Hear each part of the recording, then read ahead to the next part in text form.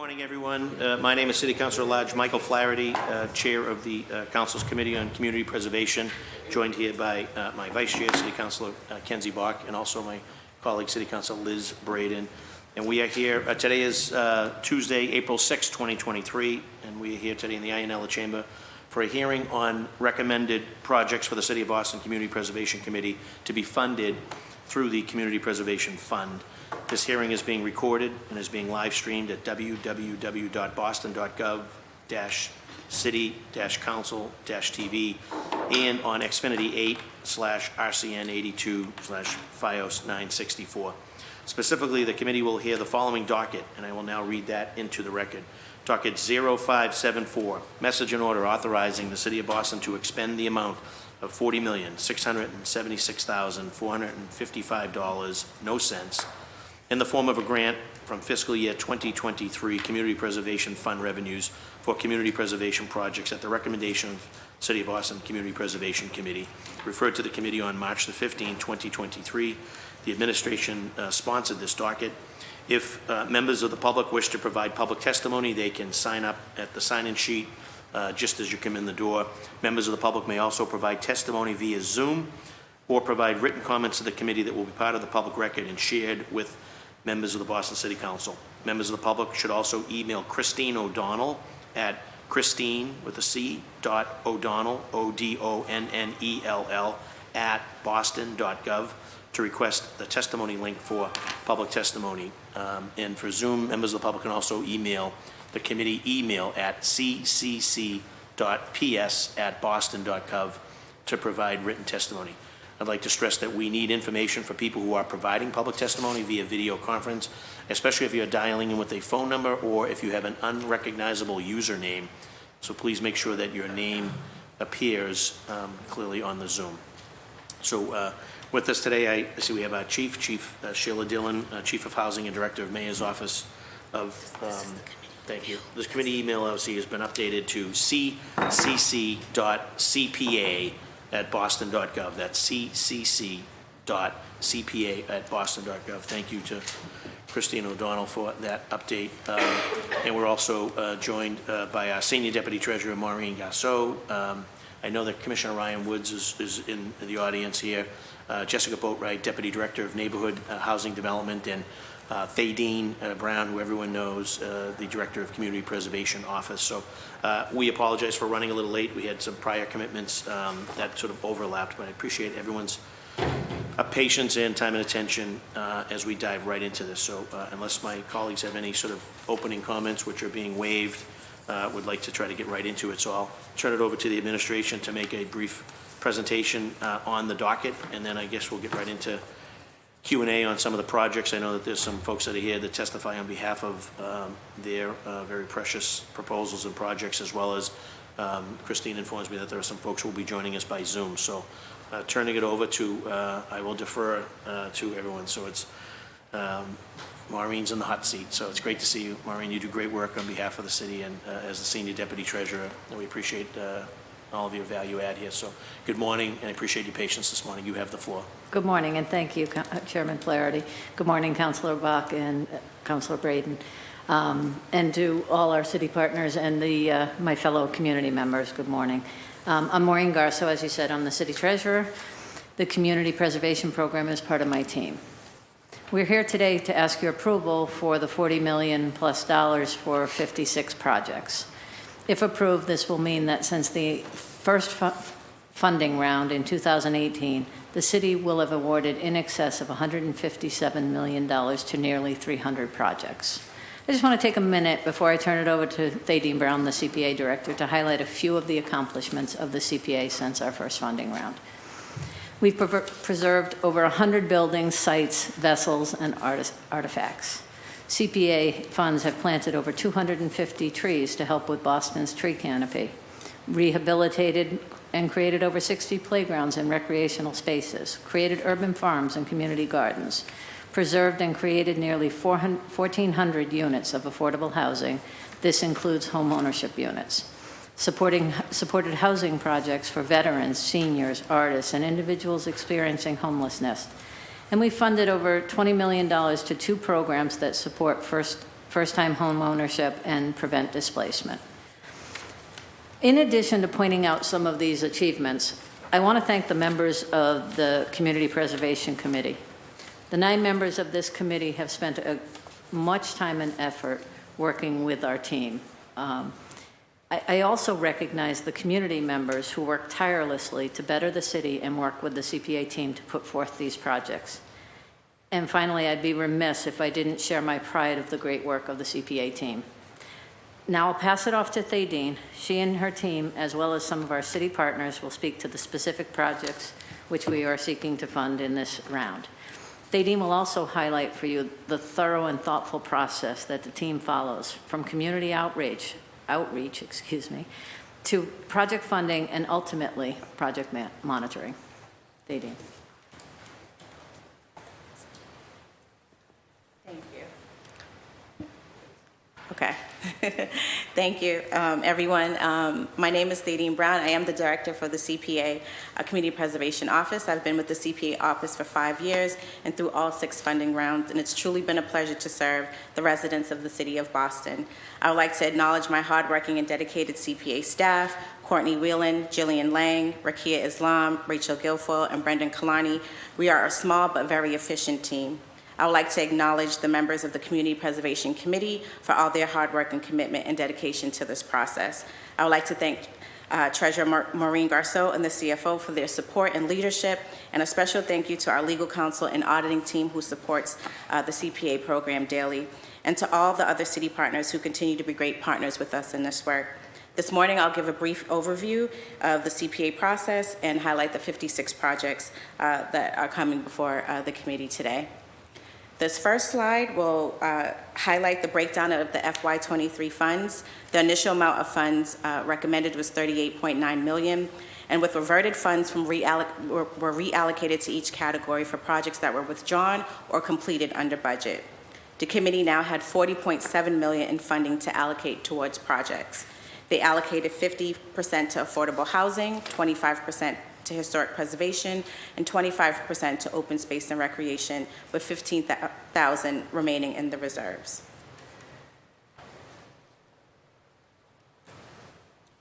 Next slide, please. For those of you who are not familiar with the Community Preservation Act, I would like to give an overview in the next few slides to help everyone understand the required rules under the statute. 10% of CPA funds must be spent in 3 categories every year: historic preservation, affordable housing, and open space and recreation. Up to 5% may be spent on administrative cost. Only capital projects can be funded, no maintenance, operations, or programming. Recipients can be a public, private entity, nonprofit, and for-profit organization. The allowable uses of CPA funds are for acquisition, creation, preservation, rehabilitation, restoration, and support. The allowable uses of CPA funds is statutorily limited and narrowly defined by the Community Preservation Act for specific purposes, including acquire, create, preserve, and support community housing, acquire, create, and preserve open space, rehabilitate and restore open space that was created or acquired with community preservation funds, acquire, create, preserve, rehabilitate, and restore land for recreational use, and acquire, create, preserve, rehabilitate, and restore historic resources. All proposed projects must meet the terms of these definitions and requirements stated in Chapter 44B. Understanding the allowable uses of CPA funds is critical to the success of applicants being invited in to complete an application. So to best prepare applicants, we engage and educate them early and often about the allowable uses. To date, the Community Preservation Office has funded 237 projects and awarded over $117 million in funding. Community Preservation Act funded projects in all 23 neighborhoods. Of those supported since its creation, there has been 93 open space and recreation projects, 36 affordable housing projects, and 108 historic preservation projects from 2018 to 2022. I would also like to highlight our interactive map, which can be found on our website. This map will allow the public to review the projects, project descriptions, and funding amounts for each CPA-funded project to date. Here is a detailed breakdown of the total project funding amounts for each neighborhood. The top 5 funded neighborhoods are currently Dorchester, Roxbury, Jamaica Plain, East Boston, and Back Bay. Citywide projects, which are programs that benefit residents of Boston, have received the largest amount of funding, followed by Dorchester and Roxbury. Here on this slide, you can see the funding percentages and project percentages for each category in the last 5 funding rounds. Affordable housing has the highest percentage of funding at 53%, but the lowest percentage of project percentage at 15%. Historic preservation has the highest percentage of projects at 45%, but a lower funding percentage at 22%.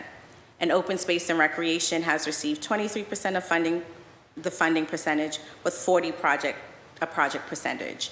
For the last 6 funding rounds, the Community Preservation Committee has committed a 50% allocation of funding towards affordable housing category. To date, we have had 13 projects withdrawn. Some projects have withdrawn because they did not have the readiness to proceed. They could not agree to the 15-year terms of our grant agreement, or their long-term site control agreements did not align with our grant terms. As I stated in my introduction, the CPA team is small but very efficient. Over the last 2 funding rounds, we have transformed our daily operations significantly. The staff and consultants monitor over 100 projects daily, site visits, monthly check-ins, monitoring construction timelines and processes. Efficient internal tracking system, we have 126 projects completed to date. 93% of funding from 2018 to 2022 has been paid out. This does not mean all projects are completed, but that funds have been distributed.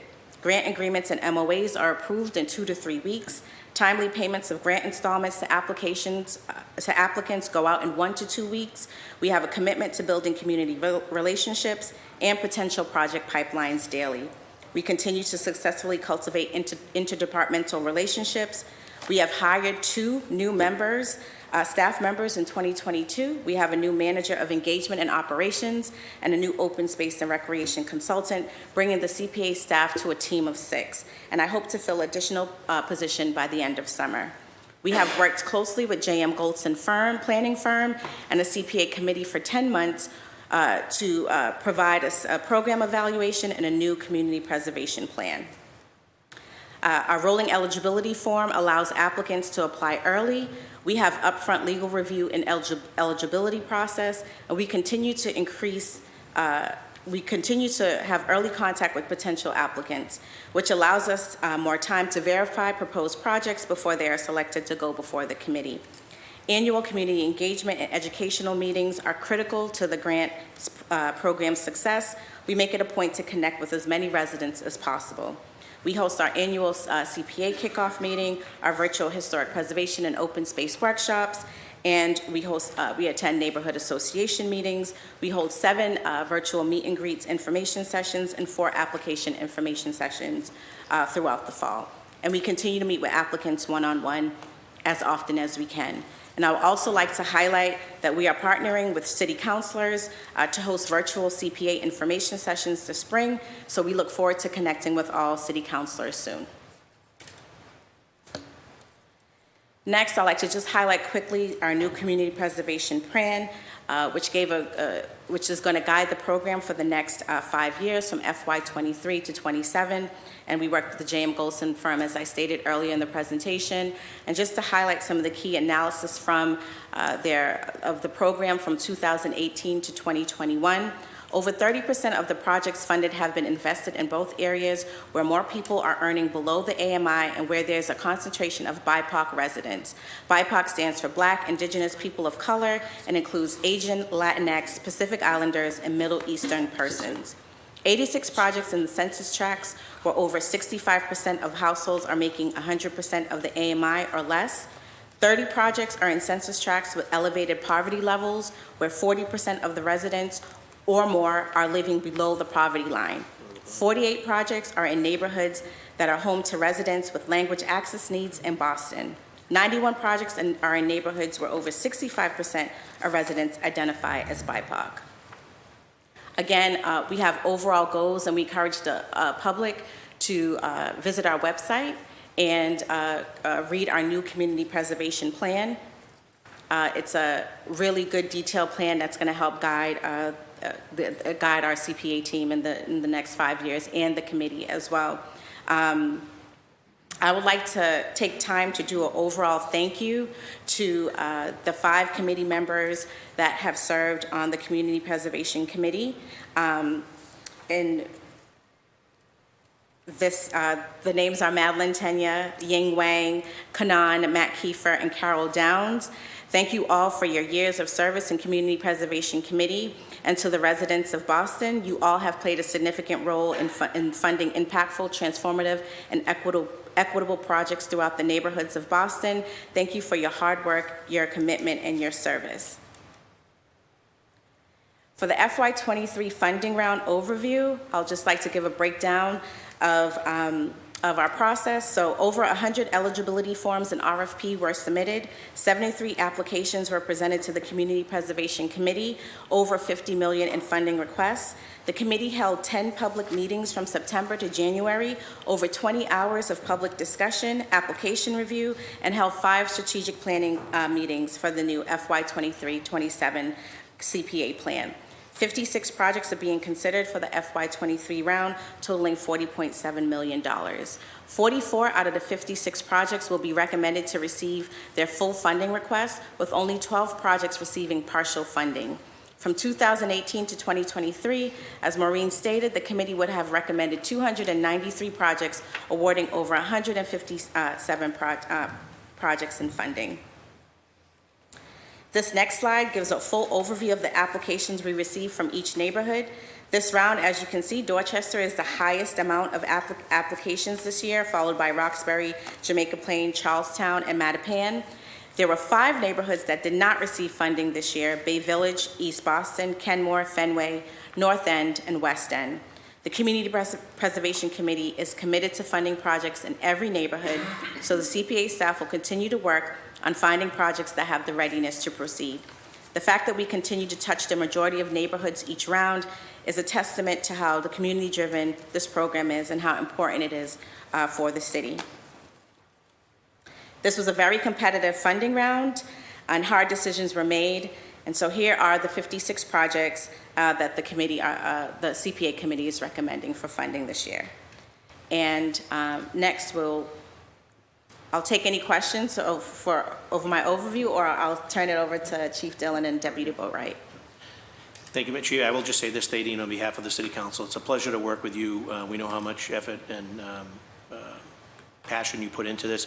And 2 things to note, and I always say this because we've been doing this now for a few years, that when we had public testimony one time, several of the applicants said that when they had met with you, they felt like they were the only applicant in the process. And so that really is testament to how seriously you take this, but how welcome you make everybody feel no matter what the project is. And just seeing that slideshow, and I hope they get a copy of this, just to take a couple minutes out of your presentation to thank members of the public who participated. We collectively worked together to select them to be our representatives on that committee, and I know they had worked very hard, and they had worked through COVID, and we had to actually extend their tenure because of a number of moving parts. But the fact that you put them in the book, in the presentation, really is testament to your leadership and how much you appreciate all the folks around you. So that means a lot to me, I think, as the chair, and to us as a council who spent a lot of time picking those individuals. And now as we start a new process to select new members, and for those that are watching, please get your resume in as soon as possible to be able to participate. So they did great work, but the fact that you appreciated that and you mentioned them, that means a great deal. So thank you. Chief, if you can just make the presentation, and a couple of things too, I know because Jessica's here too, if you can make the presentation, and then you'll be excused at the chair's discretion, because I know you have crazy busy schedule this afternoon. Thank you. So I'm aware of a couple of events that you have to be at. Thank so you. if you can make that presentation on the housing. Yep. And I know that Ryan Woods is here, and I don't know if Ryan wants to join us on it. He is more than welcome to do that when we get to the open space stuff. So Great. So, thank you. Thank you, Chairman Flaherty, and good morning, City Councilors. For the record, my name is Sheila Dillon. I'm Chief of Housing for the City and Director of the Mayor's Office of Housing, and I'm very pleased to be here with my city colleagues to discuss the housing projects that are seeking CPA funding. As many of you are aware, the Mayor's Office of Housing has a very large funding round each and every year, making multiple funding sources available for affordable housing, including CPA. We review all of the funding requests thoroughly and make our recommendations to the CPA committee where they receive further review, and we work back and forth shaping the projects. And the projects before you today, we are both recommending.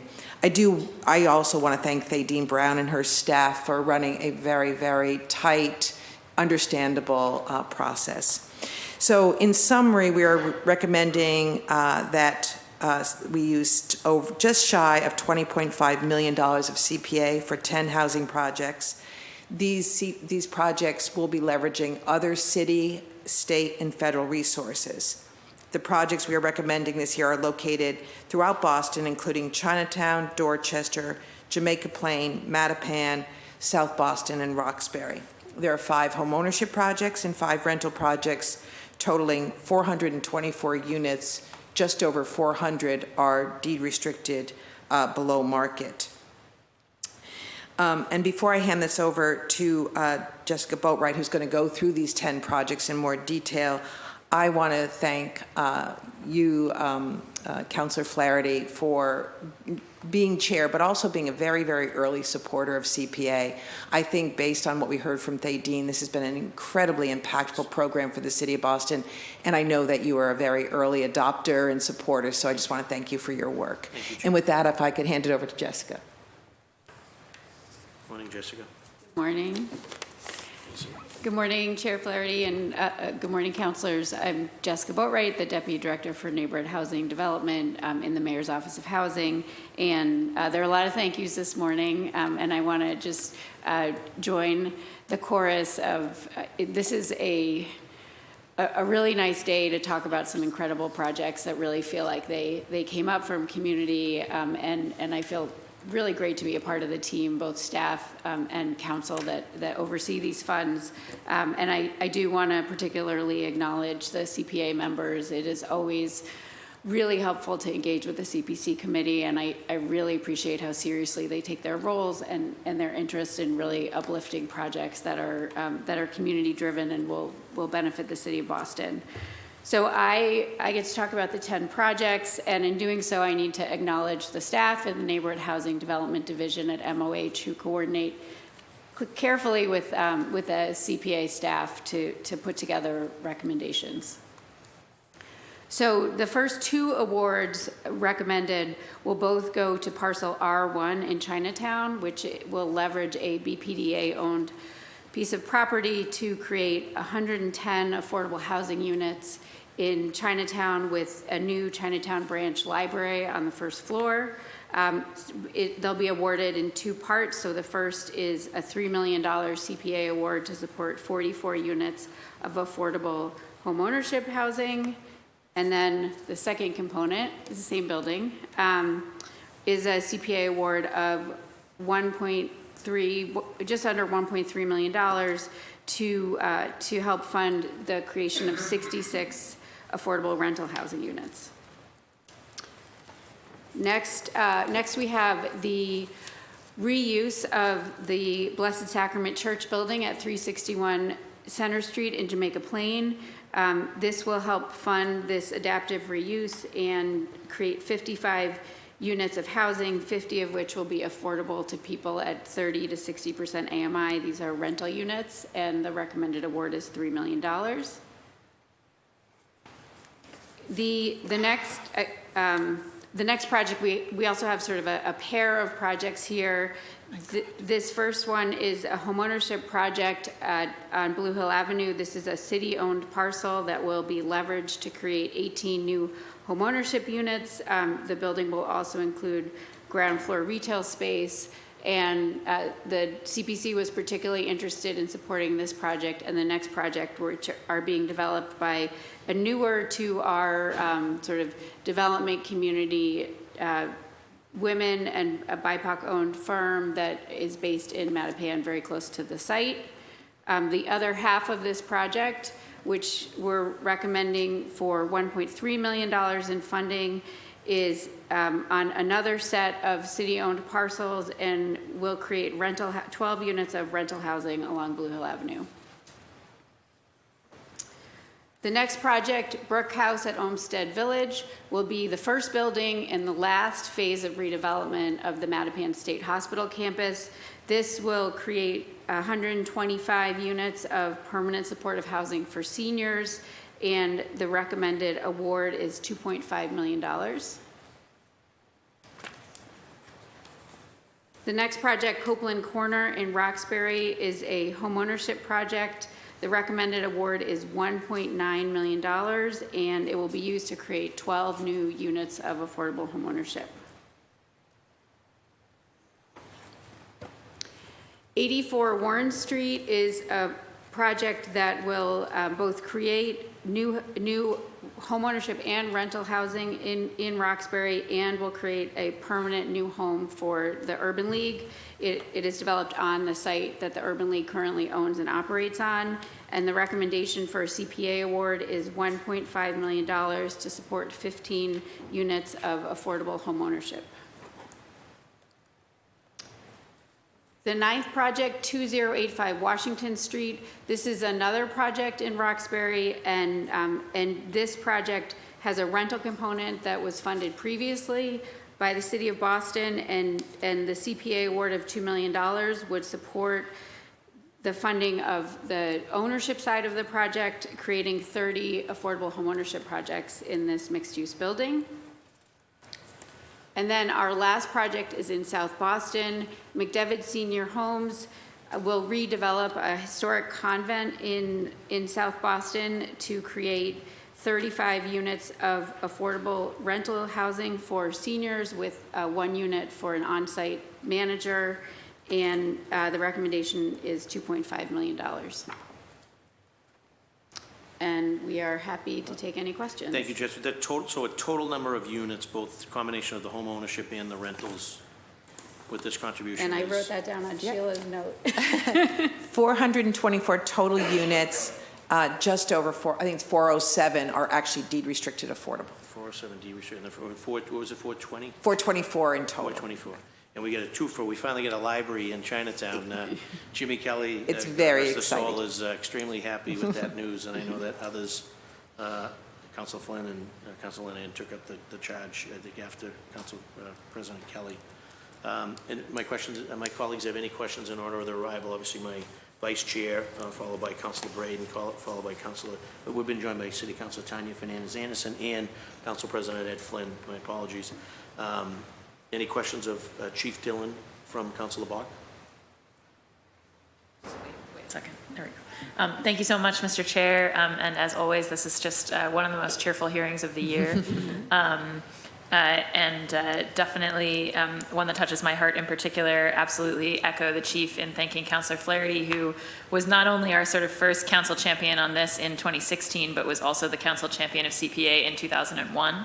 And when it didn't succeed at the ballot, and I try not to think too much about the $300 million we would have had over the 15 years had it passed then, but it's better late than never, and I think we've really seen just the tremendous potential of CPA just in the last few years. So I was proud to work on that campaign and with Thadeen, and so it's just it's great to sort of, you kind of dream up things and then actually see them turn into real fruition is fantastic. So just delighted to be here. I think in my role on the Neighborhood Housing Trust, I've reviewed some of these projects because there is some overlap, not full overlap, but so I think I don't have any project-specific questions today, but I guess I will just say when we campaigned for CPA, all 3 legs of the stool were super important, and they were very important to the voters of Boston.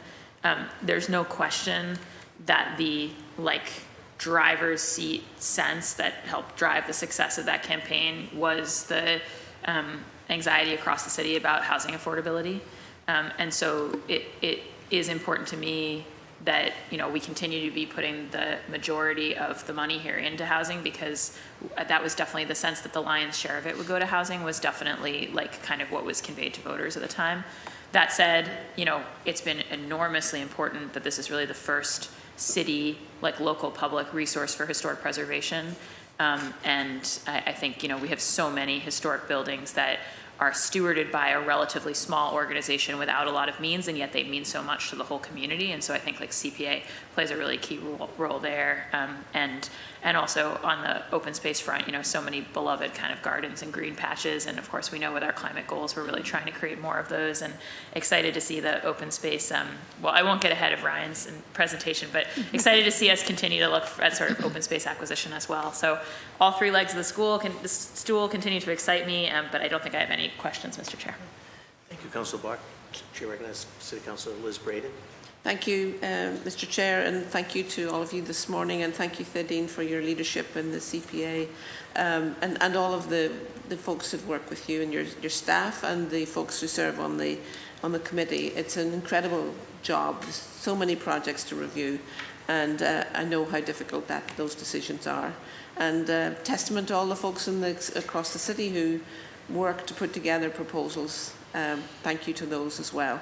And I'm also, it's very exciting, 424 total new units of housing, and a significant portion of our home ownership in neighbourhoods that need more home ownership.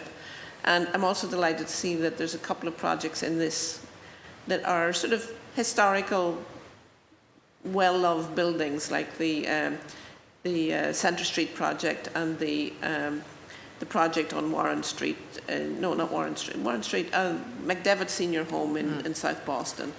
Buildings that were formerly owned by the Catholic Archdiocese of Boston, and that are being repurposed to make affordable housing and for our much needed affordable housing for our residents in Boston. And we're preserving the sort of the fabric and the character of the buildings as well in the exterior. So that's really exciting. I just can't say how excited I am to see all these great projects, and thank you all for your work. Thank you, Mr. Chair. Thank you, Councilor Braden. Chair recognizes City Councilor Tanya Fernandez-Anderson. Any questions of the chief? Thank you, Mr. Chair.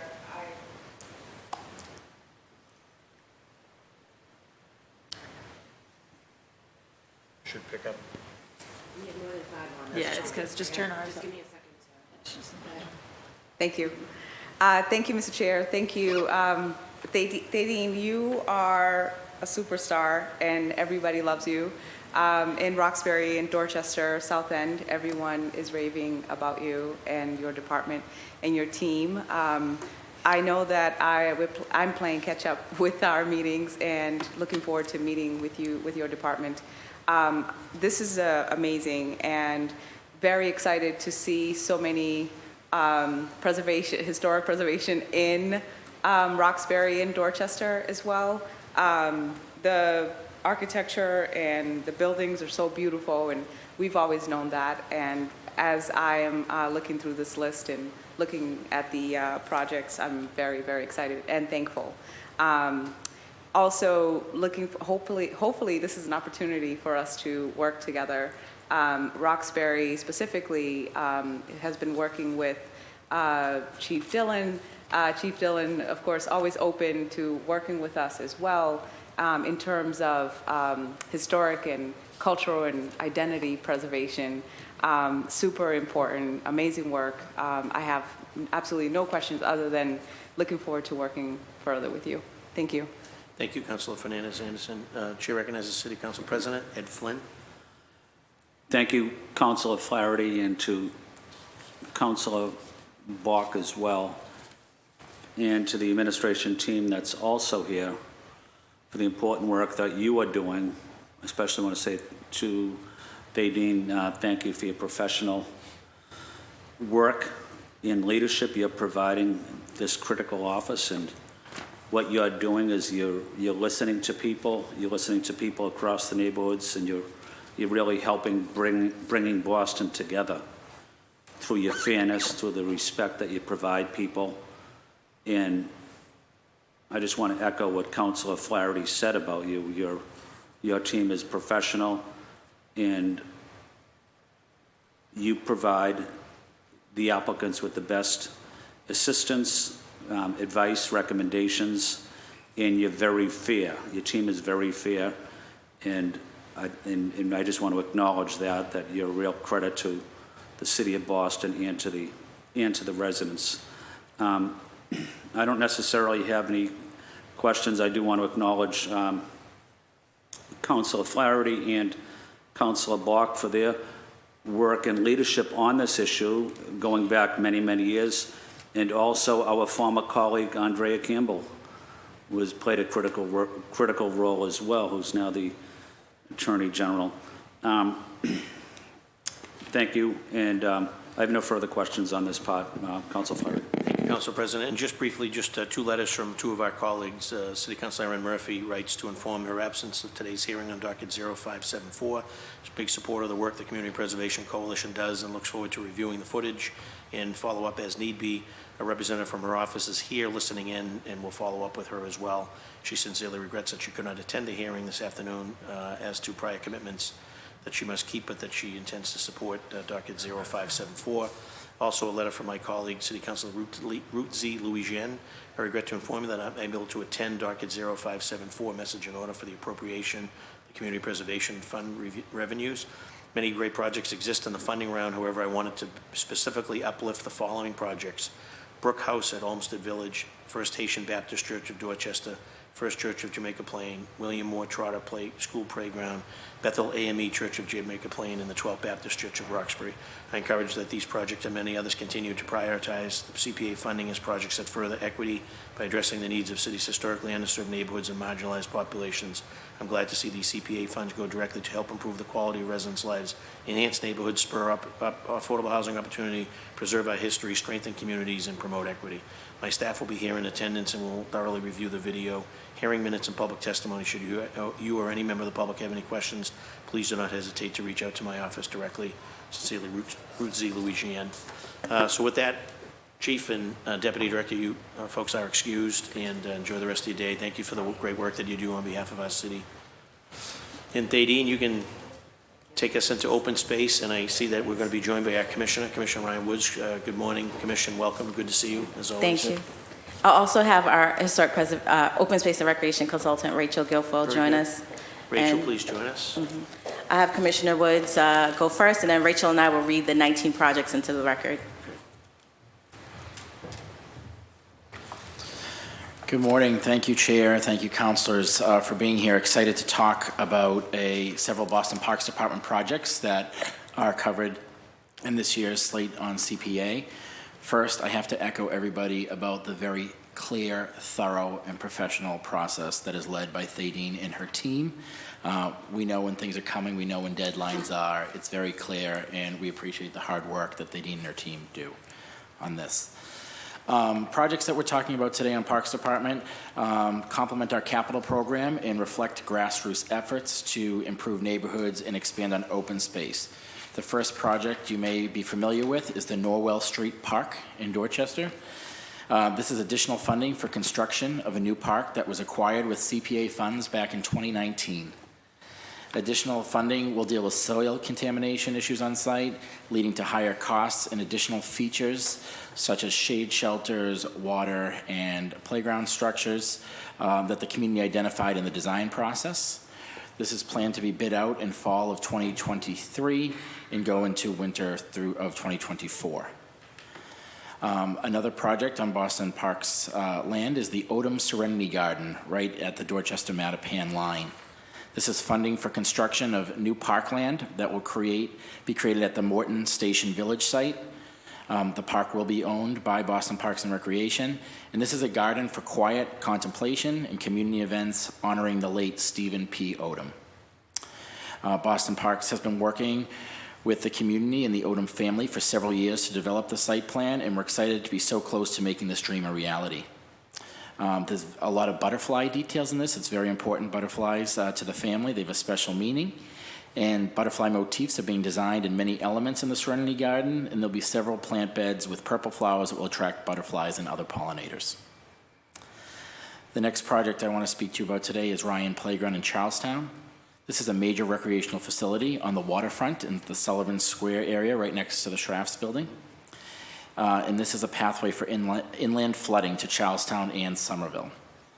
CPA support will be used to provide climate resiliency to the waterfront edge to close the water pathway to reduce the risk of flooding to the community and allow recreational opportunities for many more years to come.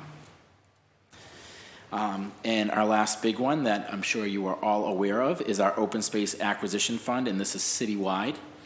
Building upon the recent success in acquiring the Sprague Pond Reserve in High Park, and this is a piece of land with historic significance to the 54th Regiment Union Army in providing permanent public access to Sprague Pond, the Great Pond in Massachusetts.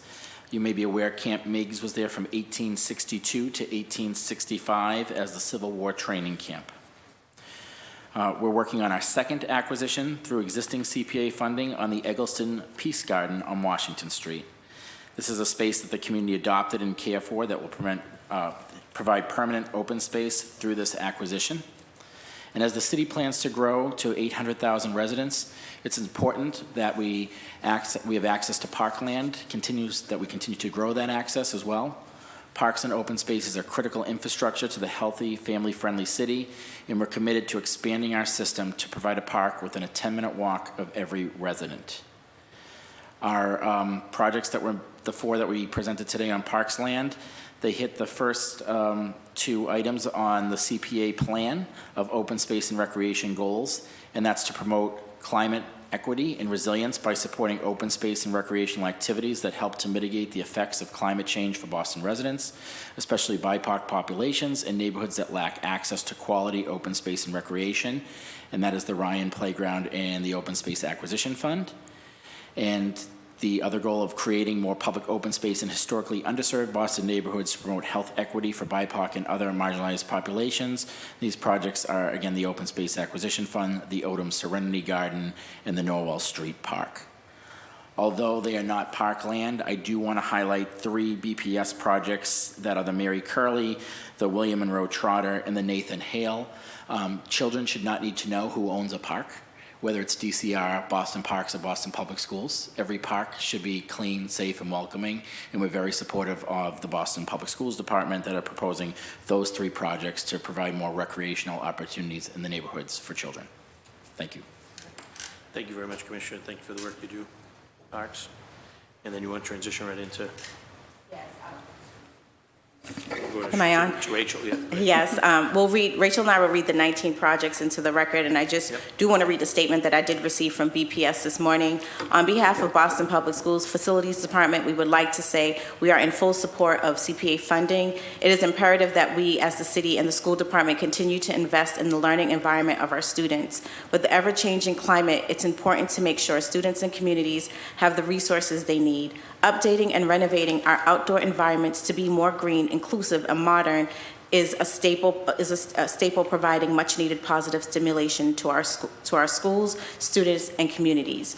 We want to thank you for your continued support on bettering Boston Public Schools and the ongoing partnership that has helped so many communities.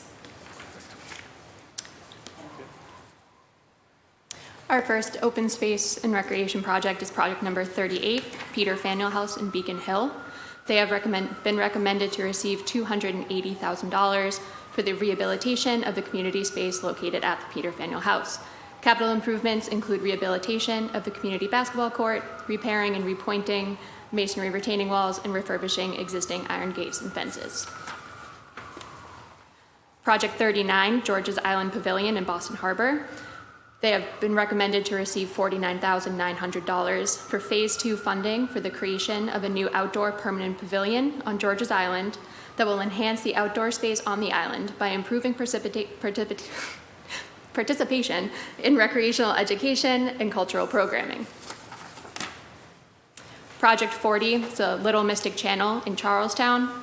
They have been recommended to receive $250,000 for the rehabilitation and restoration of the Charles Newtown Plaza in the lower Mystic Channel of Charlestown for active or passive recreational use. Capital improvements include restoring existing concrete walls, addition of new shade trees and native plantings, a new lawn area, new seating areas with benches and picnic tables, and a renovated entrance to the adjacent Berry Field. Project 41, Walcott Cutler Memorial Garden in Charlestown. They have been recommended to receive $150,000 for the creation of an ADA accessible pathway and patio in an existing church garden, which is open to the public. Capital improvements include a new seating area, improved drainage, and new low voltage lighting. Project 42, improvements to John J. Ryan Park in Charlestown for a CPA award of $1 million. Rehabilitation of the existing John J. Ryan Park in Charlestown. Capital improvements include the construction of a 6-foot seawall and vegetated berm along the banks of the Mystic River to protect the site and surrounding neighborhoods from storm surges and sea level rise with a pathway atop the berm.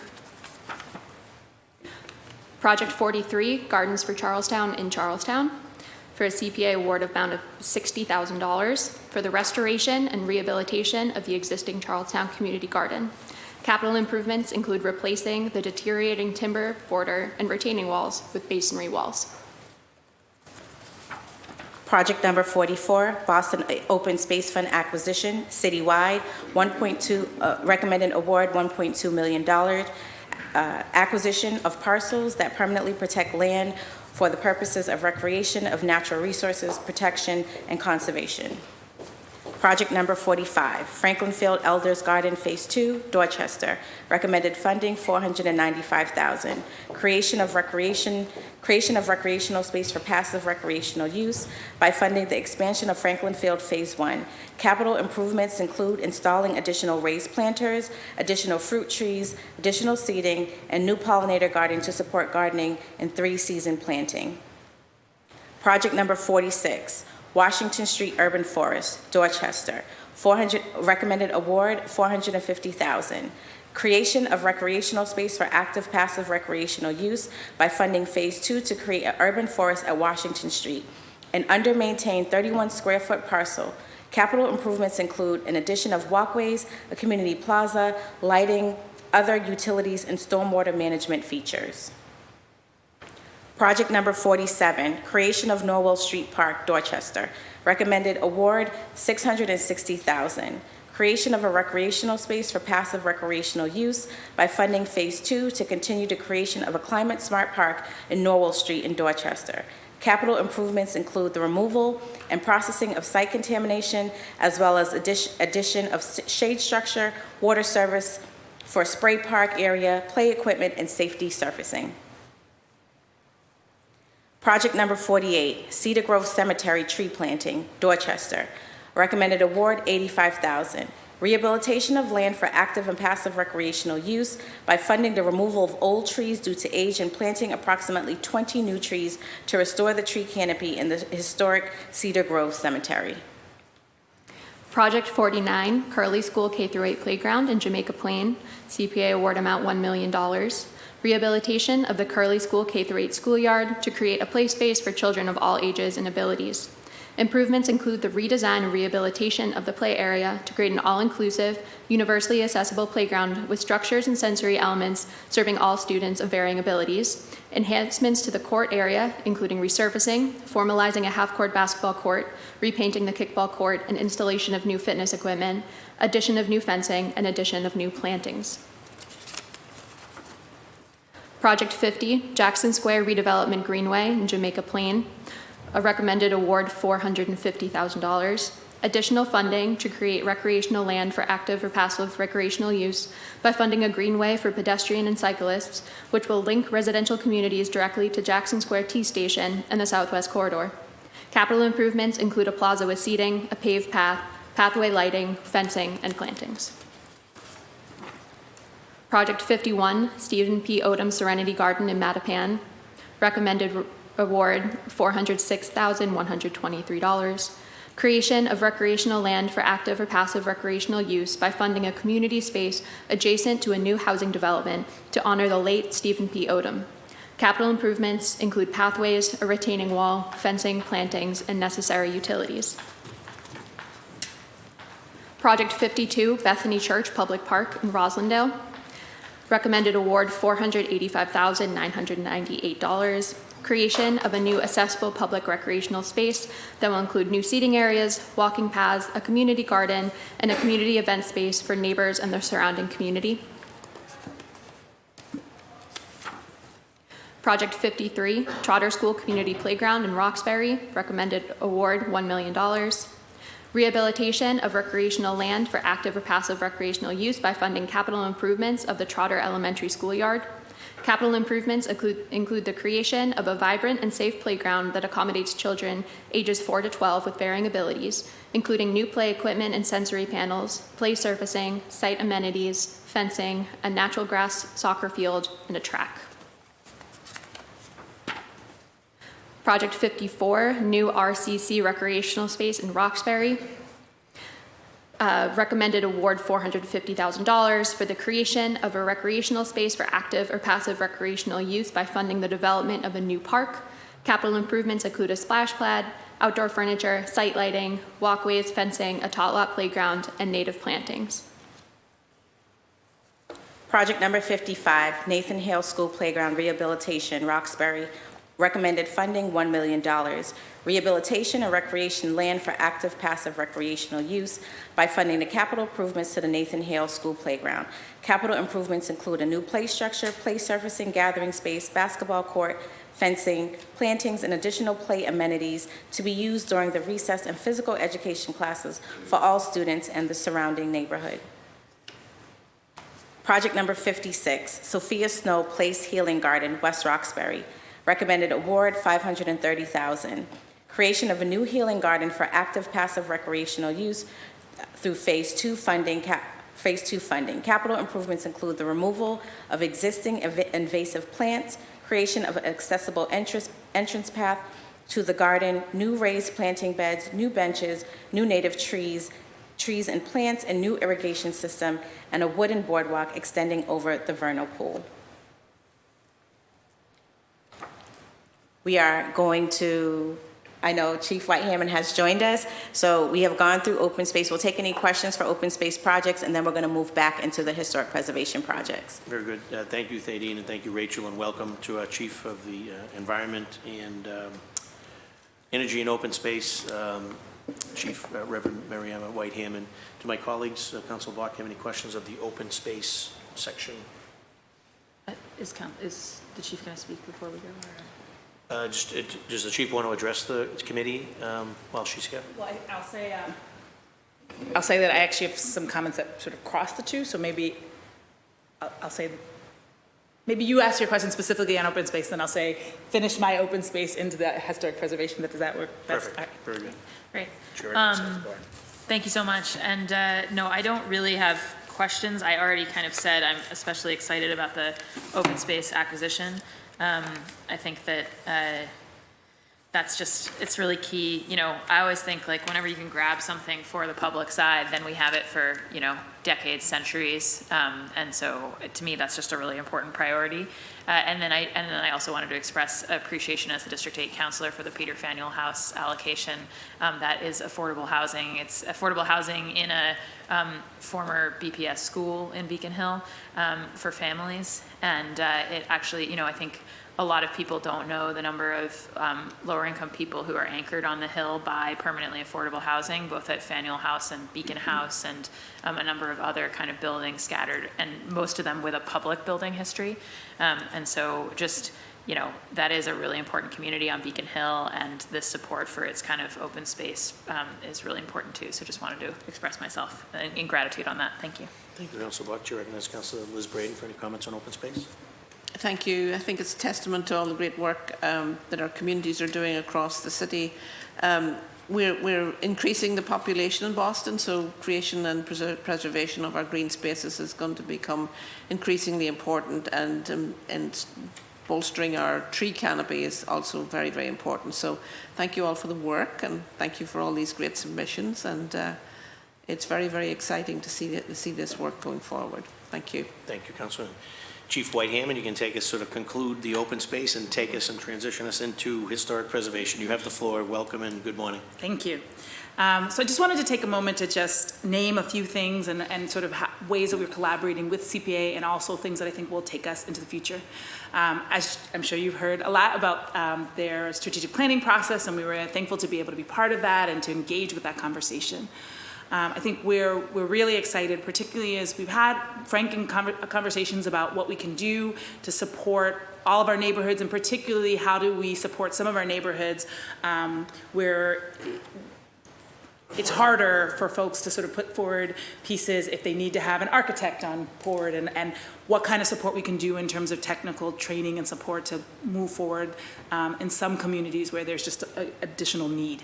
And so I just want to commend CPA because I think it's been good to be in conversation and trying to think through how do we figure all of these things out, and how do we look at the state legislation and where are there supports and where are there sort of barriers to doing the things that we want to do. But I think we are really excited about the acquisition fund because I think, as Councilor Braden just noted, we are increasing density in our city.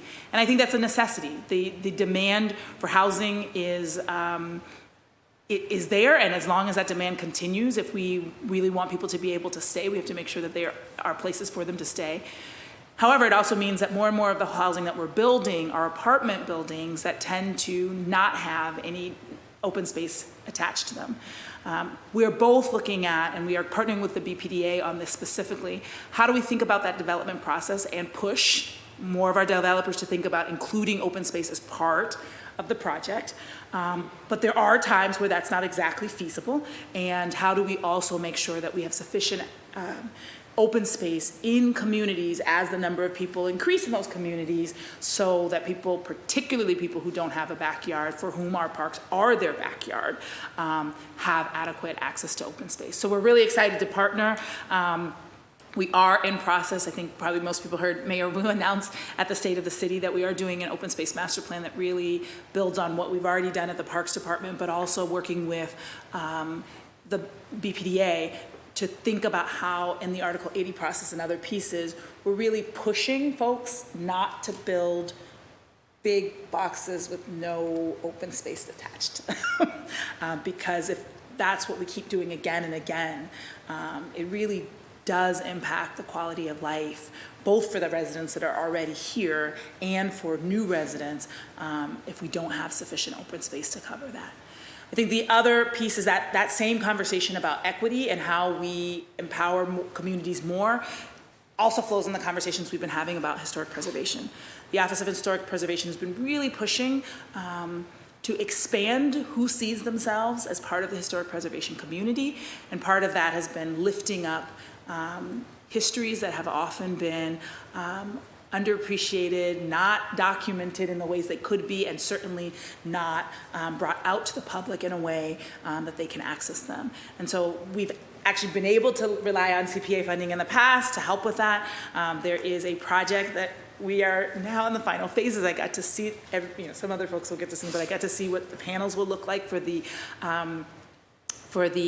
exhibit at Faneuil Hall, lifting up the histories of enslaved peoples and the artifacts found at Faneuil Hall. And we are, I'm not gonna say which date, we're still waiting for the mayor's office to confirm, but we are looking at a date close to Juneteenth to unveil that, and just think it's gonna be huge. There's so many Bostonians that don't know anything about the history of enslaved peoples in this city.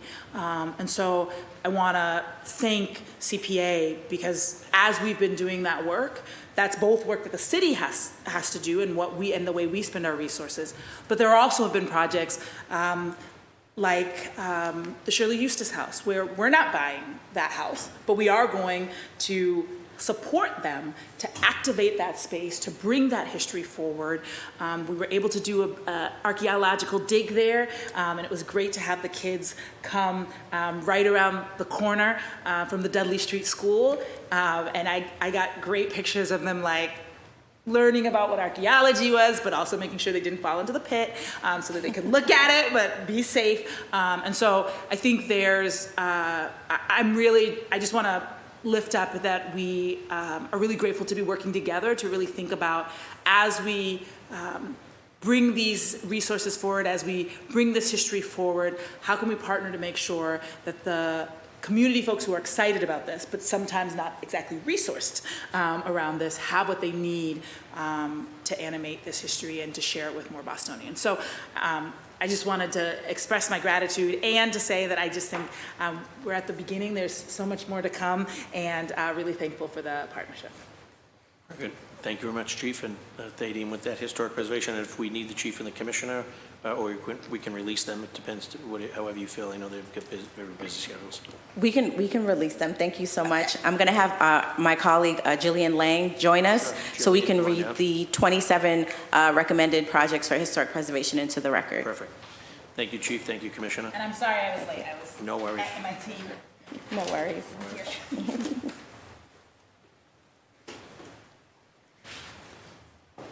And I do want to highlight what Chief White Hammond stated in terms of us really supporting historic preservation projects. And 3 of our projects that's being recommended this round, we are asking them to use their funds to do conditions assessment on their buildings for a lot of organizations that don't have this opportunity. So our funds are helping them do a full evaluations of their buildings so they can know how to best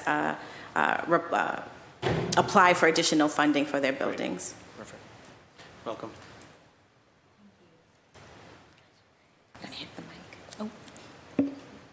Just state your name, One more time. state name and affiliation for the record, just so we have it. I'm Jillian Lang, and I'm one of the historic preservation consultants to the CPA.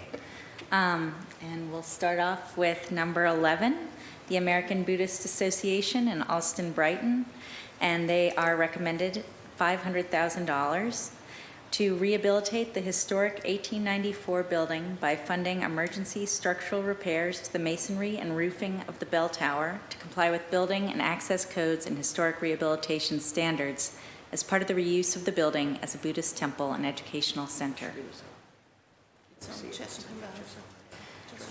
Project number 12 is the First Baptist Church in the Back Bay, recommending funding for $575,000 for the preservation of the iconic Back Bay Church building from injury, loss, or destruction by funding the emergency masonry repairs to the north transept gable and tower as part of the reuse of the building as a house of worship, community meeting space, social service center, and school.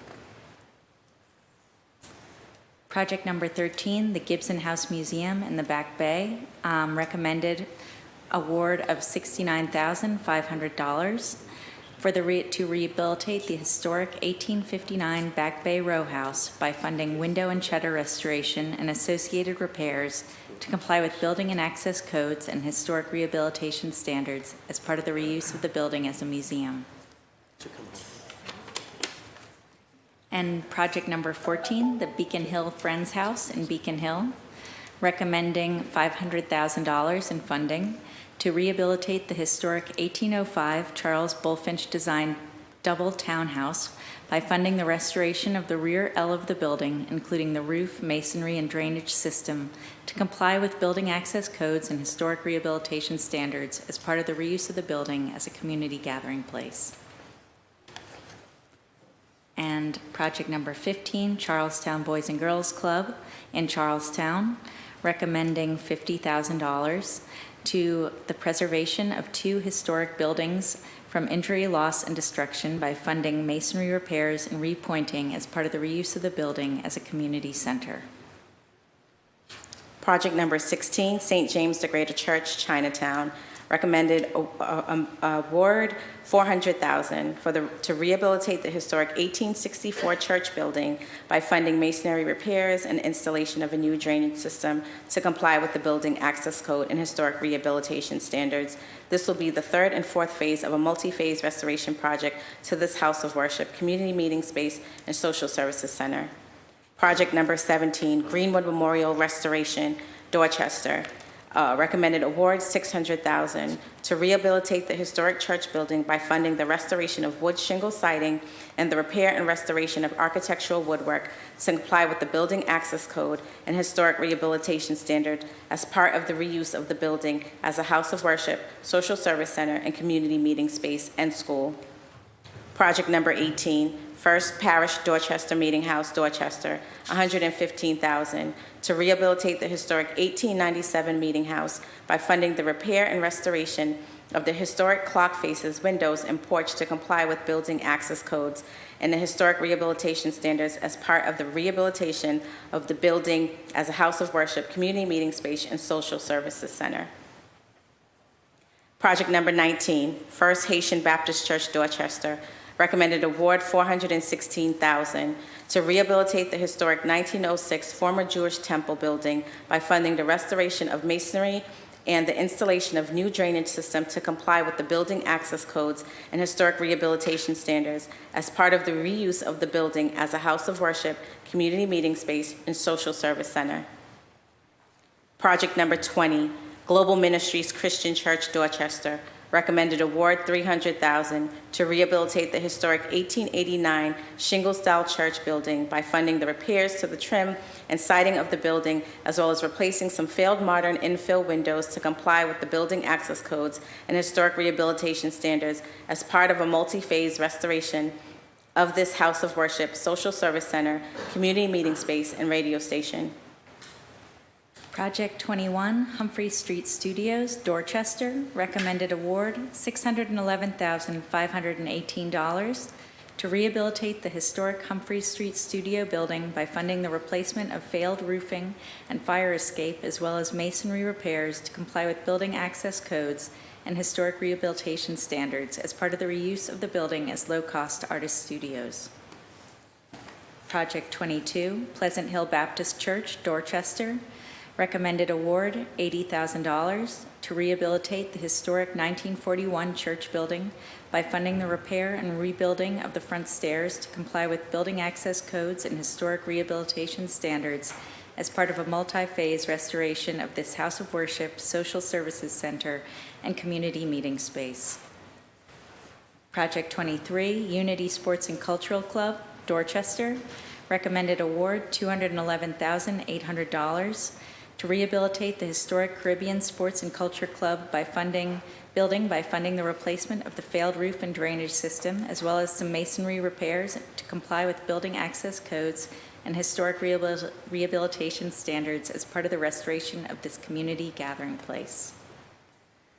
Project 24, Pierce House Restoration in Dorchester, recommended award $50,125 to rehabilitate the historic 1683 Pierce House by funding alterations to the existing rear entry in order to make it ADA compliant, including a landscape-based ramping solution to comply with building access codes and historic rehabilitation standards as part of the rehabilitation of this museum and educational center. In Project 25, Tremont Temple Phase 1 facade restoration in downtown, recommended award $750,000 to rehabilitate the historic 1896 Tremont Temple Baptist Church building by funding the first phase of a comprehensive masonry and building envelope repair plan to comply with building access codes and historic rehabilitation standards as part of a multi-phase restoration of this house of worship, refugee welcome center, social services hub, and community meeting space. Project number 26, Riverside Theater Building Restoration, Hyde Park, recommended award $550,500 to rehabilitate the historic Riverside Theater building by funding the restoration and repair of the rear exitway, rear structural wall, and masonry repairs to comply with the building access codes and historic rehabilitation standards as part of the multi-phase restoration of this historic Hyde Park Theater. Project number 27, First Church in Jamaica Plain Roof Restoration, Jamaica Plain, recommended award $500,000, preservation of a historic First Church in Jamaica Plain building, for injury, loss, or destruction by funding and replacing the slate roof and restoring and reinforcing the structural roof trusses as part of the restoration of this house of worship, community meeting space, and social service center. Project number 28, Boston Firefighter Memorial Monument Restoration, Jamaica Plain, recommended award $27,000, preservation of a historic Boston Fire Monument at Forest Hill Cemetery from injury, loss, and destruction by funding repair of the granite base, bronze statue, and plaque as part of the restoration of this meaningful memorial to the lives of deceased Boston firefighters. Project number 29, First Baptist Church, JP, Steeple Restoration, Jamaica Plain, recommended award $148,825. Rehabilitate the historic First Baptist Church in Jamaica Plain by funding repairs to the steeple and the restoration of the deteriorated stucco at the steeple and buttresses to comply with the building access codes and historic rehabilitation standards as part of the restoration of this house of worship, community meeting space, and social services center. and school. Bethel AME Church Phase 2 Envelope Preservation, Jamaica Plain, recommended award $500,000 to rehabilitate the historic Bethel AME Church by funding masonry repairs and repointing at the sanctuary north elevation and the rehabilitation of the ADA accessible rampway and forecourt to comply with the building access codes and historic rehabilitation standards as part of the restoration of this house of worship, community meeting space, and social services center.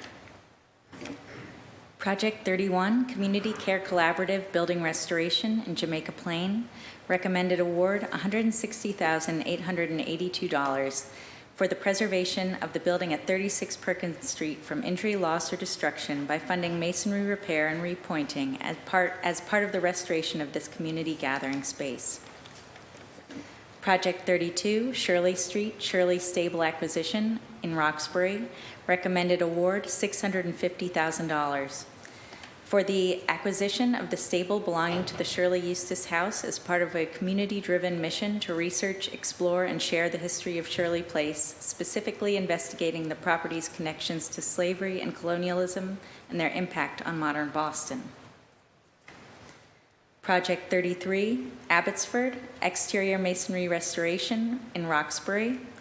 CPA recommended award $675,000 to rehabilitate the historic Abbotsford estate by funding masonry repointing at elevations and East Areaway, as well as masonry restoration and structural repairs to the west porch and the north portico to comply with building access codes and historic rehabilitation standards as part of the multi-phase restoration of this iconic home of the Museum of the National Center for Afro-American Artists. Project 34, 12th Baptist Church Exterior Restoration in Roxbury, recommended award $679,150 to rehabilitate the historic 1873 12th Baptist Church by funding the removal of the failed permastone and stucco exterior, as well as the repair and restoration of the original wood tower siding, trim, and masonry to comply with building access codes and historic rehabilitation standards as part of the restoration of this house of worship, social service center, and community meeting space. And Project 35, Congress Street Fire Station, Boston Fire Museum in South Boston. Recommended award $395,500 for the preservation of the historic 1891 fire station from injury, loss, or destruction by funding the repair and repointing of masonry at the side and rear elevations as part of the restoration of this free museum and home of the Boston Sparks Association, which operates an all-volunteer fire rehab support service for the Boston Fire Department out of the building. And the final two I'll read into the record. The project number 36, Union Church Boston Building Preservation South End, recommended award $500,000 for the preservation of the historic Union Church from injury, loss, or destruction by funding the installation of a new roof drainage system as part of the restoration of this house of worship, community gathering place, and social services center. Sorry. And project number 37, Theodore Parker Church Preservation, West Roxbury, recommended award $167,300, the preservation of the historic Theodore Parker Church from injury, loss, or destruction by funding the repair, repointing of masonry at the east elevation of the building as part of the restoration of this house of worship, community gathering place, and social services center. Thank you, Thaddean, and thank you, Jillian. My colleagues have any questions on the historic preservation side of the house? Councilor Bach? Thank you so much, and you guys know historic preservation is close to my heart. I wanted to first again highlight some of the projects in District 8. Really excited about the First Baptist Church. It's a really important landmark in Back Bay, and it does struggle with quite a lot of capital need right now, so really great to see. And then the Gibson House Museum is amazing, and I'm especially glad about that because for folks who don't know, the Gibson House, it's a historic house museum in Back Bay, but a lot of what it preserves is actually the interiors, and the way that our historic preservation rules work, interiors don't always get active protection, and one of the things that we see right now is just with gut rehabs all across the city, you lose a lot of that, and there's just some amazing kind of old decorative art stuff inside of that House Museum. So just really excited to see that on the list. And then the Beacon Hill Friends House, it remains some of the most affordable housing in Beacon Hill, really a community heart and a place where you can always stop by and share dinner with the residents, and just a host to a lot of community functions. So really excited to see all of those. And then I also just wanted to really give a shout out. It's not in my district, but good to see the Shirley Eustace House stable on this list. The chief spoke about that need to have really representative historic preservation that touches all our neighborhoods, and really tells like all the stories of Boston. And I think this pivot, the Shirley Eustace House, kind of being a house that's named after a governor, and kind of this like one particular strand of sort of like bold face name, mainly white, like history. I think this pivot for the city in recognizing that it was a place where enslaved people lived, recognizing kind of this whole social history around the house, it feels to me like the kind of pivot that we need to make more broadly. And so just really appreciative to see that on the list as well. I think that I'll renew my eternal question, which is about preservation planning, and how we think about kind of the CPC's role in helping to support kind of how we can go out and like proactively help historic sites, throughout the neighborhoods where you might not have an endowment and you might not have as much of like an organized group of folks around it, to really make sure that we preserve those too. So and that's been something that I've raised a number of times. I obviously would love to see the city move towards doing some kind of citywide historic survey. I imagine that would be a kind of collaboration between CPA and the city, but just would love to hear whether there's any progress on that front. Currently, at this time, no, there's no progress at that front, on that front, but Councilor Bach, we did want to meet with you to get any ideas on how to kind of start that conversation and how to move forward. And I know we've been trying to plan some time, but hopefully we can get some time in to have that conversation. Yes, for sure. I think we will manage to make that happen. So Okay. yeah, and I think that was my my only question, Mr. Chair. Thank you, Councilor Bach. Chair recognizes Councilor Liz Braden. Questions on historic preservation? Thank you. Again, once an incredible list of, I know there were many other projects that didn't make it into the final cut in this selection. I also want to amplify Councillor Bach's interest in having a citywide historical survey. I know many of our buildings, we drive past them every day and we don't really understand or know the significance of them in there.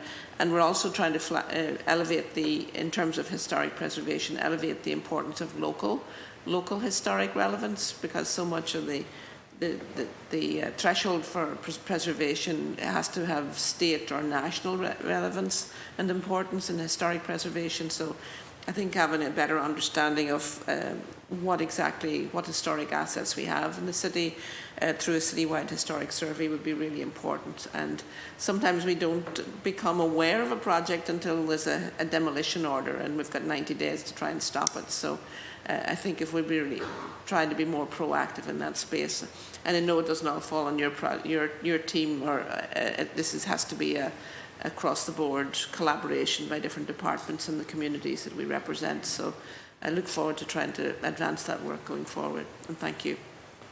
Thank you, Councilor Braden. Chair recognizes Council President Ed Flynn. Thank you, Mr. Chair. And there's several that are being awarded that are in my district, but let me just highlight a couple that are in my district and some that are not in my district, but all of them are very worthy and deserving. I know the historic 12th Baptist Church is not in my district, but what a history that church has. The church of Dr. Martin Luther King, when he was studying here in Boston, was trained at that church, along with Reverend Michael Haynes, who was the pastor there that did incredible work. I also wanted to highlight the Union Church in the South End that does an incredible job of bringing diverse backgrounds together in prayer. But also, one that's not in my district is the firefighter memorial that plays an incredible role in our city, ensuring that firefighters and their families are remembered, and that their sacrifices are remembered and honored. And we thank our firefighters, and that's also an important funding grant that's going, along with the Congress Street Fire Station, which is owned or organized by the Boston Sparks Association. That's the museum of the fire department. It's a nonprofit. But also the Sparks Association, as we know, just wanted to highlight, when there is a fire in one of the neighborhoods of Boston, they're always on scene providing coffee or soup or a place to be warm for firefighters and victims of a fire. So Boston Sparks Association really plays an incredible role in our city as well. Councilor Bach mentioned the Shirley Eustace House. They do incredible work there. Temple Street, Tremont Temple Baptist is in my district, and proud of the work they do. Global Ministries Christian Church plays an important role in our city. St. James, the Greater Church, which is in Chinatown, Boys and Girls Clubs as well. But these are all excellent programs. They're all excellent and deserving of this incredible award. So thank you, Council Flaherty. Thank you, Mr. President. And that will conclude the Community Preservation Committee's and the Commission's portion of this hearing. We are going to just shift briefly to public testimony. There are 8 individuals that have signed up that are currently here, and then there's a couple folks by Zoom, so just ask your patience for a little longer. And I'm going to call folks down who had signed the sheet and had circled that they wish to testify. If that's still the case, or if it's changed, that's your discretion. If you could make your way down to the podium over to my left in order of how you signed up: Chris Schiavone, Mark Sanders, Greg Johnston, Jennifer Newman, Jack Murray, Barry Gaither. Looks like, and I'm just trying to read, Dahab Dilworth from the BHA, and also Susie Ruckman from Shirley Eustace. So we can just sort of queue up, and you can take to the microphone, just introduce yourself and affiliation and or the project that you're looking to testify, and just ask that you keep your comments to say 2 minutes so we can accommodate folks behind you as well as those that are joining us by Zoom. Welcome, and you have the floor. Good morning, councilors. My name is Chris Schiavone. I'm the past president of Gardens for Charlestown and the current grants coordinator of the organization. On behalf of the organization, I want to thank our district councilor, Gabriella Coletta, for supporting our project. I want to thank the Community Preservation Committee for recommending it for funding, and I want to thank Thadeen and your staff, Thadeen, for helping us navigate the process. It would not have been possible had you not done it. All of you had done it so well. Gardens for Charlestown, as you may not know, is unique among the community gardens in the city of Boston. Although our community nonprofit organization holds the deed to this amazing open space, this garden functions effectively like a public park. It is open to the public 365 days a year from dawn to dusk, and it is a place that hosts educational programs, community gathering, as well as the gardening that our own members participate in. The funding that you would provide through the Community Preservation Act is going to enable us to restore the physical infrastructure that basically holds our gardens together. The borders and the retaining walls. These have all been fabricated of landscape timbers that are long past their usable life, and they are about to be replaced, thanks to this investment, with fabricated stone that's actually manufactured here in Massachusetts. We consider this to be a solution that is going to be beautiful, durable, and sustainable. We were able to self-fund the first phase of work on the project. The Brown Fund has contributed a significant portion to help us do the next phase, and thanks to a grant through the CPA, we'll be able to complete this project by the end of this year. So on behalf of the organization, I thank you for the consideration. Okay. Thank you very much, Chris. Mark Sanders. Good morning. Good morning, Mark. Thank you, Mr. Chairman, and the Committee on Community Preservation for allowing the Charitable Association of the Boston Fire Department to provide testimony supporting our grant application for the restoration of the Firefighters Monument in Jamaica Plain. For the record, my name is Mark A. Sanders. I am a trustee for the Charitable Association of the Boston Fire Department. I am also a Boston firefighter and a Boston resident. The Charitable Association of the Boston Fire Department is the oldest association in the city of Boston. It was established in 1829, and it was the first of its kind in the country to be originated for the benefit of Boston firefighters killed in the line of duty. The Firefighters Monument is located at Forest Hill Cemetery in the Jamaica Plain neighborhood of the city. It memorializes deceased Boston firefighters and serves as a symbol of their sacrifice. The monument consists of a granite base upon which a bronze firefighter proudly stands. The monument stands an impressive overall height of 26 feet and sits amidst the graves of those who served the city of Boston with honor and dignity. The statue also consists of 4 bronze plaques, each providing words and symbols to acknowledge our departed. The monument and grave sites are owned and maintained by the Charitable Association of the Boston Fire Department. It should be noted that the Forest Hill Cemetery sponsors numerous lectures, walks, and historical tours, which are open to the public.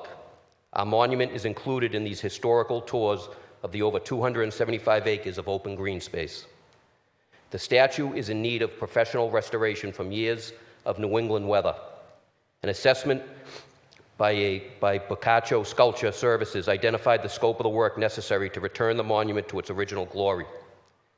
This includes staging, proper cleaning, repairing chips, cracks, and the tarnishing of the bronze statue and the plaques. The estimate to complete this project is $27,000. Boccaccio Sculpture Services is experienced in these types of projects and currently provides maintenance to the Vendome Monument located on the Commonwealth Avenue Mall. Each year on the second Sunday in June, memorial services are sponsored by the Charitable Association of the BFD at the base of the monument. This solemn service is open to the public, and our elected officials are always invited to join the Boston Fire Department in honoring our past. This year's services are June 11th at approximately 9 a.m. Everyone is invited, and it is our hope that we'll be honoring our departed this year with a refurbished monument. I want to thank you again for this opportunity. If you have any questions, I'd be happy to answer them at this time, and I also want to thank the CPA committee. I want to thank Thadeen. I think everyone spoke very highly of Thadeen, so I'll leave it at that. And I want to thank Councilor Flaherty as well for chairing this committee, and the councilors that were here. Councilor Flynn, also thank you for your support. Thank you. Thank you, Mark Sanders. Welcome. Thank you, Mr. Chair, councilors. My name is Greg Johnston. I'm the rector of St. John's Episcopal Church in Charlestown, speaking on behalf of the Walcott Cutler Memorial Garden. I want to thank Councilor Coletta for her support and Thadeen and all of her team for your amazing work in supporting us all through this process. As a neighborhood resident and the parent of a 5-year-old, I'm also very grateful for all the work the city does. We rely on public open spaces like so many residents, and we appreciate you all for your work. Our garden hosts the Charlestown Mothers Association, New Moms Group, the nursery school, and everyone up to seniors at lemonade hours in the summer. It's a beautiful, shady, public open space. We've also been hosting this year the Charlestown Coalition's new Turn It Around Junior Youth Group, serving mostly kids in the Bunker Hill development. One of the leaders of that group said to me, a young woman who grew up in the neighborhood, grew up in Bunker Hill, that she had never seen this garden before, and now it's one of her favorite places in the neighborhood, just a tranquil, shady place to sit in the summer. The group's been meeting in our building. They're hoping to start meeting outside as the weather warms up. I think it's so easy to lose sight of the individuals who these projects touch amidst all the numbers, but I want to thank all of you for your work in improving the lives of actual human beings in our city. Thank you. Thank you, Rector Johnson. Welcome. I'm Edmund Barry Gaither. I direct the National Center of Afro-American Artists, and we occupy Abbotsford, a marvelous 19th century mansion in Roxbury, which is one of the last buildings from the Roxbury Highland days, so it reaches back. It is, the National Center is the linear descendant of the work of Dr. Elmer Lewis and associates itself with work especially in support of artists and community. We represent more than a 50-year heritage of services to not only local community groups, but also to changing generations of the artistic community. And I myself, a Roxbury resident, have been more than 50 years of that service. We were fortunate recipients of an earlier grant from CPA, which came with the condition that we raise an additional $300,000, which we were able to overmatch. So in August of last year, we completed the roof in slate and copper and gave a new life to Abbotsford. We're fortunate to be in the consideration for an additional phase of support for the exterior of this great stone building. And with that will come an enhanced opportunity to provide continuing service to all generations in our community and to the economic life of Roxbury going forward, because we, like Shirley Eustace and the zoo, are among the places that people can come to anytime they're visiting Boston. So our service is to our residents and our local community, but it is also to the greater vitality of the city. We see ourselves as representing the very best of how buildings created at one moment in time can become the incubators for life over all times, for changing demographics, and for service to young people always. So I'm very grateful for the support that CPA has provided, and I hope we'll continue to provide to all of the communities across the city. And I'm especially happy to commend the administration of CPA, which has been exceedingly equitable, fair, and engaging. Thank you. Thank you, sir. Welcome. Hello. My name is Jennifer Newman, and I am the incoming executive director of Beacon Hill Friends House, formerly the program director.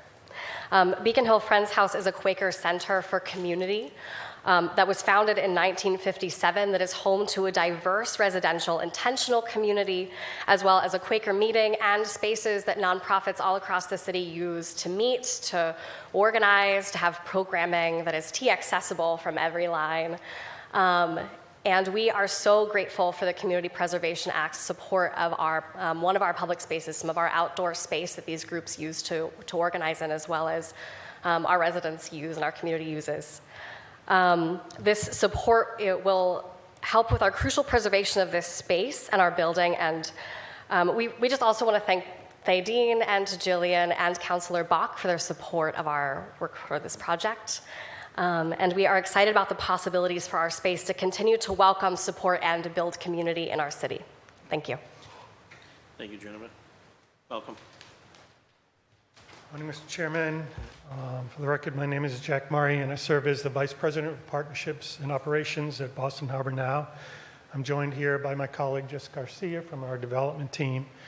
We're an NGO with more than 60 years of experience around activation, advocacy, and planning for Boston Harbor, its waterfront, and its islands. And I would like to commend Mayor Wu, the council, for all of your work that you do through the CPA program. We'd like to especially thank Thadeen, Rachel, Jillian, and the entire team for the really good and diligent work they do for the city throughout the year. You do awesome work. I come to you this morning and ask your support of our application for funding for the construction of a shade shelter on George's Island in Boston Harbor. Believe it or not, Boston Harbor Island's National park area and state park area, the largest open space in the city, if you can include the water sheet. 34 islands, 44 miles of publicly open space around the city from Dorchester all the way around to East Boston. This is a partnership project with funding from the city, Massachusetts Department of Conservation and Recreation, and from Boston Harbor Now, all working collaboratively. And this project will provide a community gathering space for tens of thousands of kids and families who visit the island each year. This project was previously funded in 2020, and we are back to you asking for some incremental additional funding for Phase 2. Once again, I want to thank you for all of your work. We're grateful for your consideration of our application, and we encourage you to look favorably not only on our application, but all the applications here before you. And on a personal note, to you, Councilor Flaherty, and to you, Council President Flynn, I want to thank you for your continued support of the work that we do at Moakley Park, and we look forward to continuing to work with you collaboratively toward a more resilient Boston Harbor and Boston. Thank you. Thank you, Jack, and thanks for the work that you do. And while we're waiting for the next testimony, I know Gabriel from the First Haitian Church, if you can make your way down, as well as Gary Bailey from the Union United Church. But you have the floor, sir. Whoever's next, the next one on the sheet is Daha Dilworth, Boston Housing. Good morning, City Council members, as well as CPC and CPA members and staff. Yes, I'm Dana Dilworth. I'm an architect from the Boston Housing Authority's Real Estate Development Department, and I thank you for the opportunity to speak on behalf of the project. But I'd be remiss if I didn't call out the amazing efforts by both the Franklin Field Elders Committee, the Tenant Task Force, the engaged residents, and some very dedicated volunteers, as well as CPA staff and BHA staff, as well as our designer. It's been quite a team effort. Excuse me. This is on behalf of the Franklin Field Phase 2 project, and the scope is to include raised beds, fruit trees, other plantings, a pollinator garden, other amenities on an underutilized piece of property at our Franklin Field property. And this is, with the award, this would be in partnership with our Phase 1 CPA grant that we have at the property also. And under Phase 1, we have CPA money, grassroots money, and Office of Food Access funds. And again, as I mentioned, it's a very underutilized portion of the property, and we're planning on bidding Phase 1 very soon. We're also very interested in using both Phase 1 and Phase 2 to partner with the Parks Department, and especially with the K-8 Lee School, with the students for offering both gardening and pollinating classes if the project is awarded. And as I'm known for saying for both our public and private gardens, let's take our heads out of the clouds and get our hands into the soil. So that's the effort behind this. And again, I just wanted to thank you very much for the opportunity, and for fear of stating the obvious, the funds are greatly appreciated, and they have a very serious and positive impact in our community. So thank you very much. Thank you, Dana. Appreciate it. Susie Buckman. Hi, Susie Buchanan, Executive Director of the Shirley Eustace House Association, and I'm joined here today by Bill Kuttner, our President, and Rachel Hoyle, our Programs Coordinator.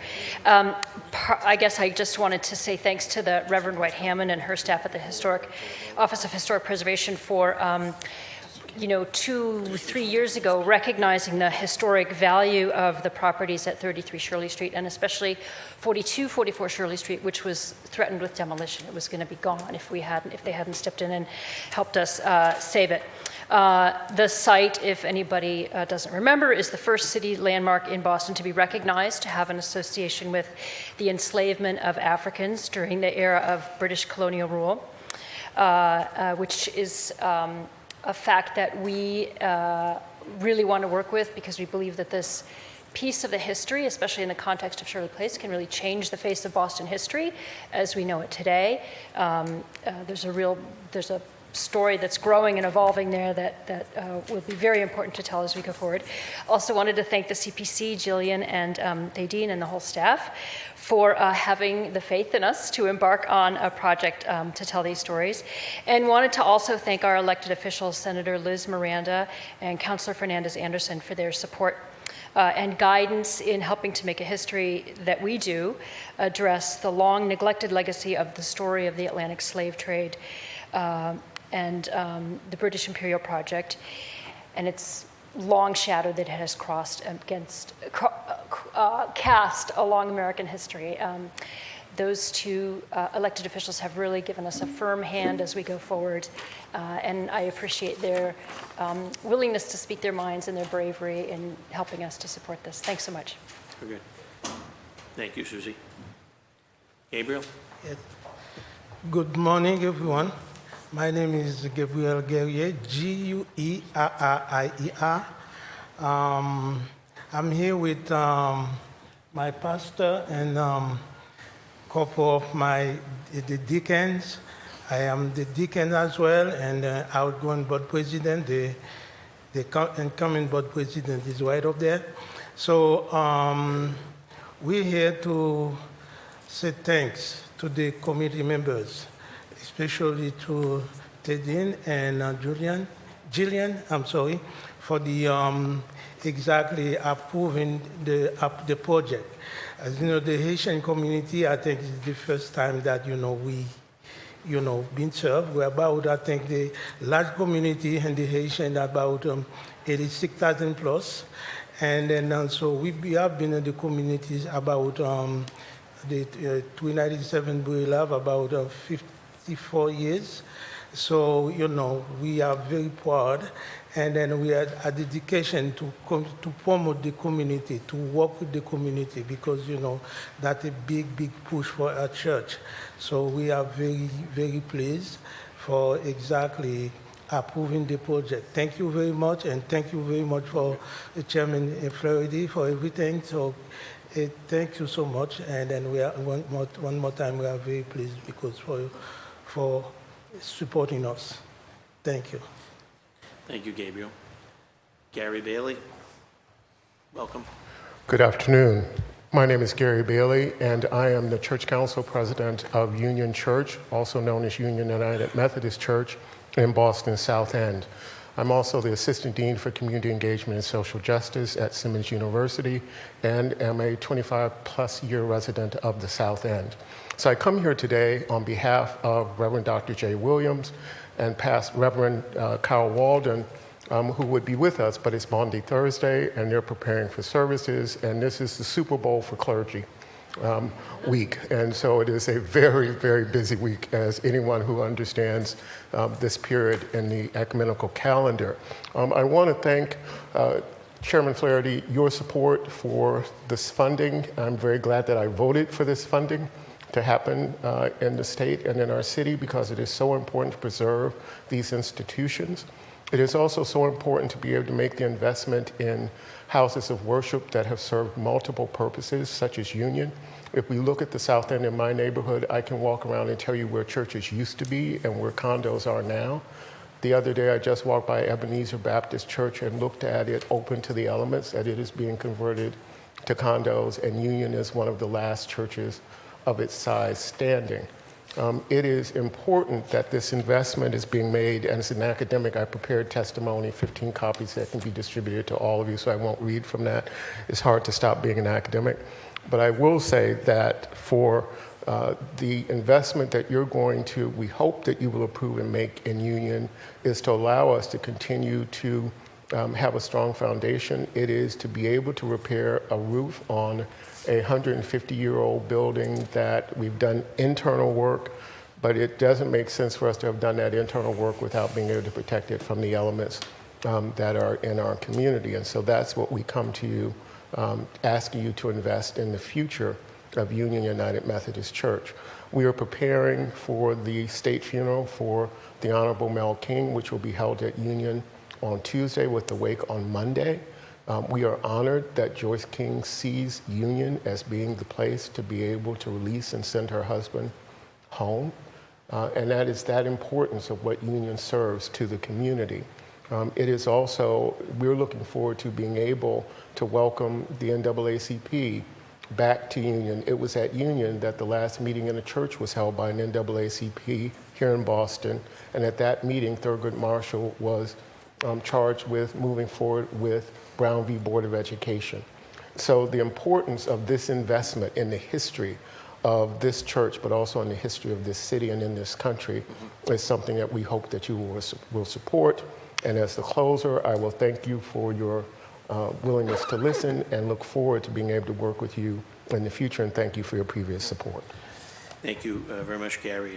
And that will conclude public testimony on site. So he brought that to a close, but we do have some folks who are wishing to testify remotely. So if I can draw everyone's attention to the TV screens, central staff will allow those folks to come on. And I believe Courtney Barth will lead that testimony.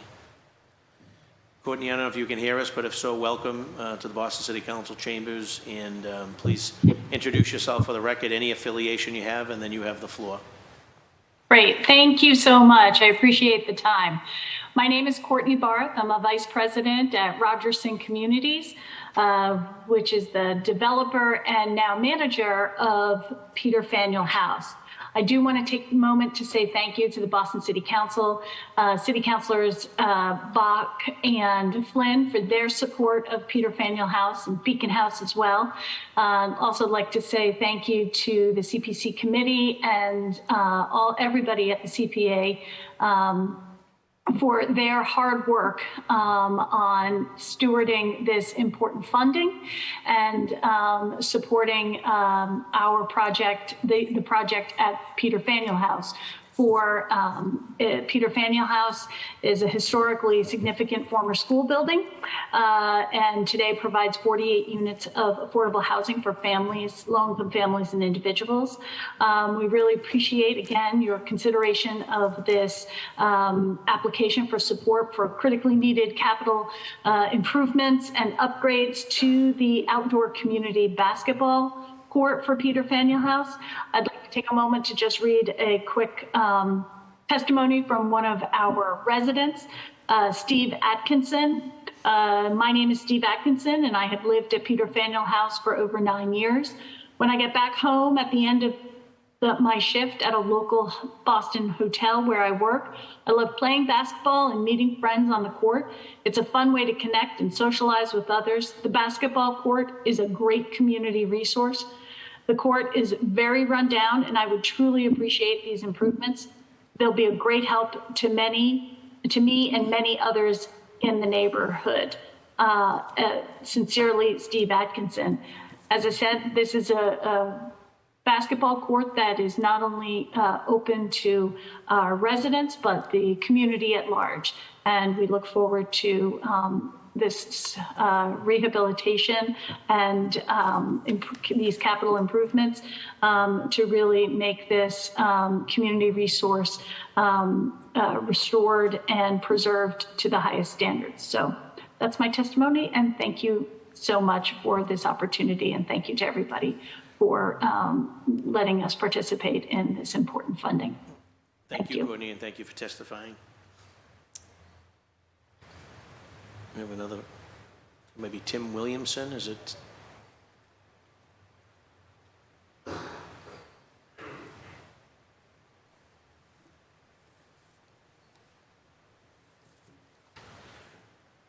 Good afternoon, Tim Williamson. Not sure if you can hear us. Tim Williamson, if you can please state your name and affiliation for the record. Hello, good afternoon. Good afternoon. Can you hear me? I can hear you clearly. Perfect. Great, great. I'm Tim Williamson, co-chair of the trust that owns the building of the First Church in Jamaica Plain. I'm only briefly going to extol the merits of our grant proposal to replace our historic meeting house roof. Approving our grant literally will allow the church to stay open and keep its historic building available to the public. And the 2 religious congregations that use it, the after-school arts program that meets there, the 22 other community groups who attend their meetings regularly in our building, and the thousands of groups and individuals who gather in our space each year to enrich community life in Jamaica Plain. What I really want to focus on is a process point. Please approve our grant as soon as possible and before April 28th, if there is any way you can. The First Church, I expect, like other CPA historic preservation projects, has applied to the Massachusetts Historic Commission for a grant to pull some state money into our project and leverage your CPA funding. In our application to the Historic Commission in March, we proudly documented that the Community Preservation Committee had included our grant in the slate that you are to vote on.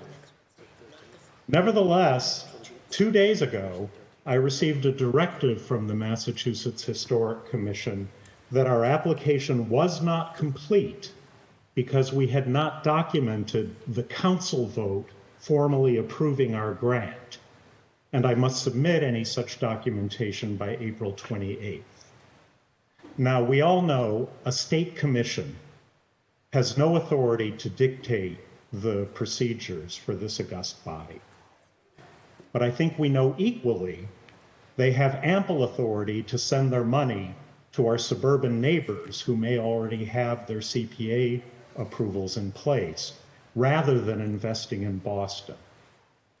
So I urge you to approve the grant for First Church's roof to keep our building open to the public, and I urge you equally to approve it quickly to keep us competitive in the Mass Historic Commission grant process and to help pull state money into the city of Boston.